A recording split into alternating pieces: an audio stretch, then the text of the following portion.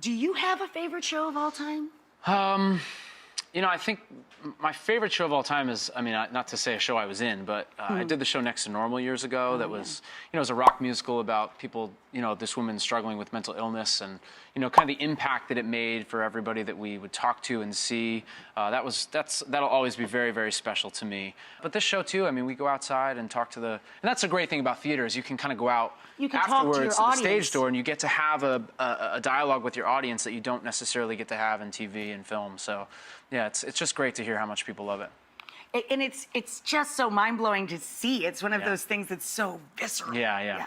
Well, it's like, you know, there's 70+ songs in the show, and incredible. You're gonna know most of them, and the audience is participating and reacting, and it's it's raucous. Yeah, it's a rock It's not concert. like a ooh. No. Has anything odd happened, or is it just a big party every night? It's a big party every night. I mean, early on when we first started doing the show in Boston, we had no idea what the response was going to be. So kind of those first few shows where, you know, we have these mashups where it's 4 or 5 songs together, and to kind of hear them responding to the new song every time within a song was something we had no idea was going to happen. But it's great because I think people are recognizing how this pop music is telling the story. And you're kind of riding a roller coaster together when you start to see them, when you see that wave come over the audience. It's amazing. It's very exciting. And the first act is kind of very fun and introducing you to the club, and it's all this music. And then the second act, it becomes this kind of high drama, you know, opera. Almost like a melodrama, really, yeah.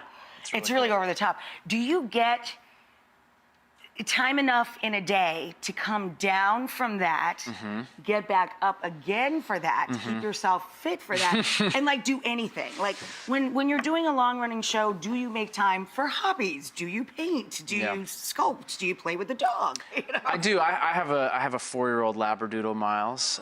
Miles is Miles not a good looking? Look at that. Look, she's gonna date him. Look, she's like, I want that dog. If you see his beard, he's like very wise and sage-like almost.